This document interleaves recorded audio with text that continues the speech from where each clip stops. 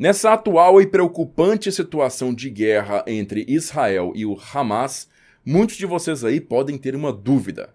Afinal de contas, o que é o Hamas?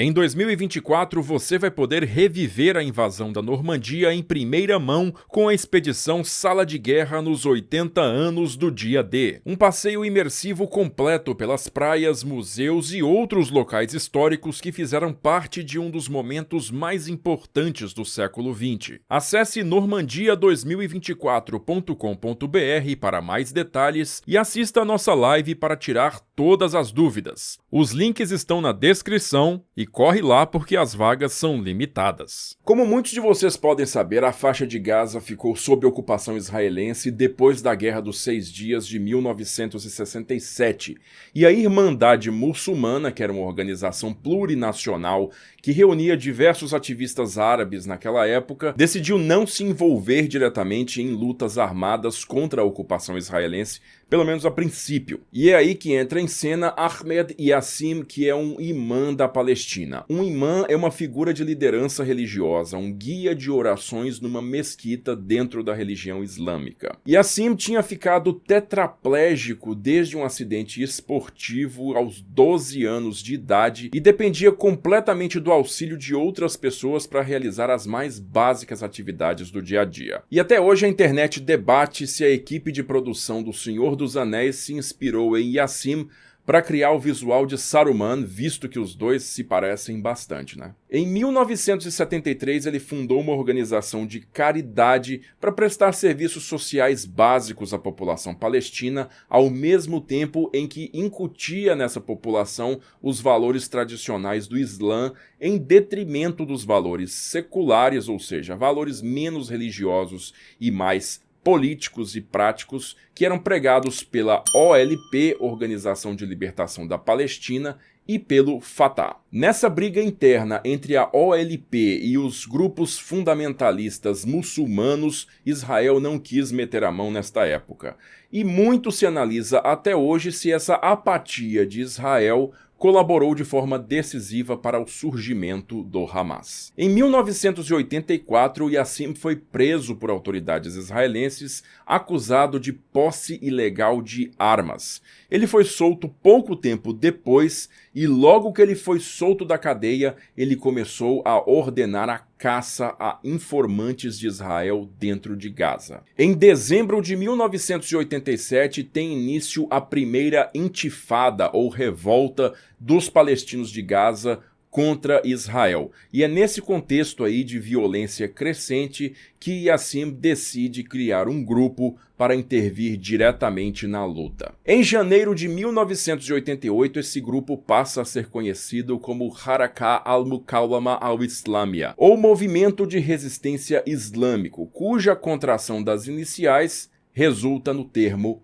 Hamas. Em agosto daquele ano, o Hamas lança o seu manifesto original, o seu livro de regras, que diz o que a organização prega. E o que ela anunciava nesse documento? O Hamas pregava a islamização dos objetivos da OLP, ou seja, a criação de um Estado palestino, mas com raízes fundadas bem profundamente na religião islâmica. Para atingir esse objetivo, o Hamas defendia a revolta armada contra as forças de Israel e também rejeitava a solução de 2 estados proposta pela ONU em 1948. Sendo assim, o objetivo do Hamas desde o começo era o estabelecimento de um Estado árabe-palestino em todo o território do Mandato da Palestina, que foi o território constituído com o fim da Primeira Guerra Mundial, quando o Império Otomano perdeu a posse do território e o passou para o controle britânico. O Hamas é composto por 2 alas, uma ala que realiza serviços de caridade chamada de Dawah, e que é muito importante para a prestação de serviços básicos na faixa de Gaza, ao mesmo tempo em que incute na população os valores tradicionais do islamismo. A segunda ala é uma ala militar constituída das Brigadas Izzadin al-Qassam. Al-Qassam foi um sheik palestino que foi morto pelas autoridades britânicas em 1935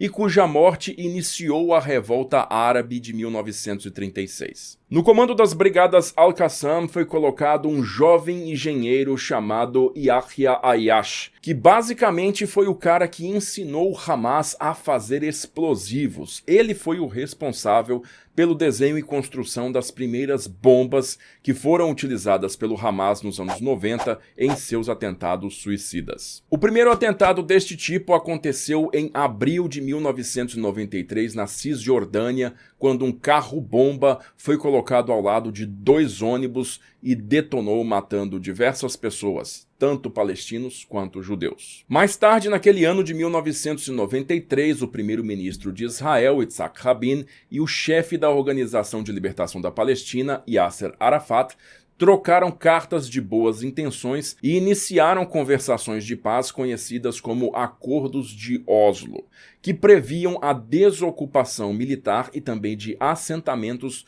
nos territórios da faixa de Gaza e da Cisjordânia, bem como o estabelecimento futuro de um Estado palestino. Alas mais radicais dentro de Israel não receberam esses acordos com bons olhos e em fevereiro de 1994, um extremista chamado Baruch Goldstein entrou numa mesquita em Hebron e fuzilou 29 pessoas que rezavam lá dentro. Numa resposta a esse ataque, o Hamas declarou que a partir daquele momento não faria mais distinção entre alvos militares e alvos civis, também iniciando a maior parte da sua série de ataques suicidas dos anos 90. E também como resposta a esses ataques foi que os Estados Unidos designou o Hamas como organização terrorista em 1995, sendo seguidos por uma série de países aliados a eles e também pela União Europeia. Em janeiro de 1996, Israel consegue assassinar Yahya Ayyash e causa uma comoção tremenda em Gaza, com cerca de 10% da população, o que na época correspondia aí a umas 100 mil pessoas, indo aos seus funerais pelas ruas do território. E embora o Hamas intensificasse a série de atentados terroristas como resposta à morte de Ayyash, algumas pesquisas de opinião dentro de Gaza, embora mostrassem que a população aprovava a luta armada contra Israel, ela ao mesmo tempo desaprovava a tática de atentados suicidas, o que foi uma das razões com que gradualmente essa tática fosse abandonada pela organização. Em setembro do ano 2000, o primeiro-ministro israelense Ariel Sharon faz uma visita à mesquita de Al-Aqsa, o templo mais sagrado para a religião muçulmana em Jerusalém, e isso causa uma revolta gigantesca nos territórios palestinos, que ficaram conhecidas como Segunda Intifada. É dentro desse ciclo de violência aí que Israel consegue assassinar Ahmed Yassin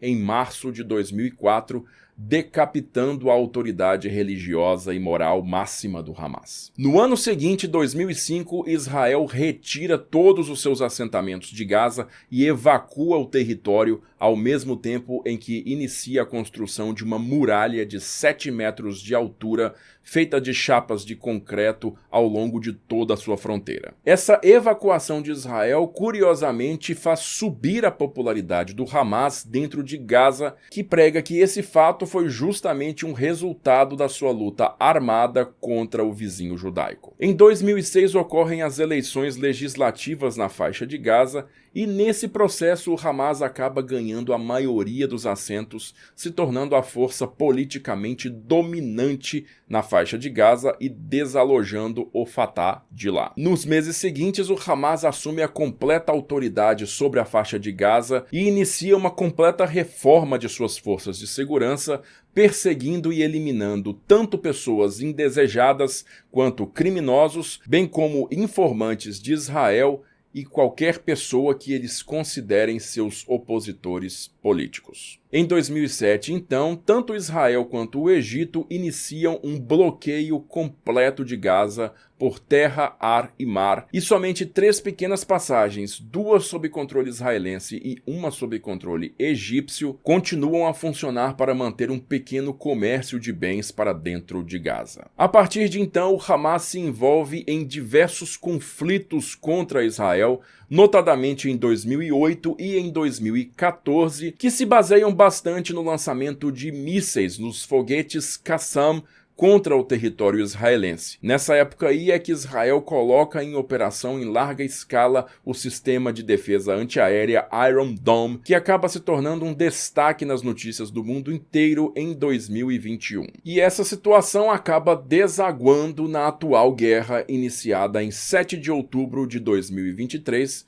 com um ousado ataque do Hamas ao território israelense, que você pode conhecer em detalhes nesse nosso vídeo aqui. Se você gostou desse vídeo, então compartilha ele com seus amigos, também dá um joinha pra gente e não esquece de se inscrever na Sala de Guerra para não perder mais nada. A gente continua a te informar, mas antes de ir embora, dá uma olhada na nossa seção de vídeos Premium. Já está no ar a história completa da bomba atômica pela Sala de Guerra. São 3 episódios recheados de informação, totalizando 3 horas de documentário como você nunca viu antes. Para entender de vez esse episódio definitivo da nossa história recente, se torne membro do canal para acessar o SDG Premium e boa diversão. E aí, gostou do nosso conteúdo? Se você quer que a Sala de Guerra continue produzindo esses vídeos, considere colaborar conosco. Você pode nos ajudar mandando um Pix pra gente ou então na nossa campanha lá no Apoia-se, onde você vai ter acesso ao nosso grupo exclusivo do WhatsApp e ter seu nome exibido aqui nos vídeos. O link tá bem aqui na descrição.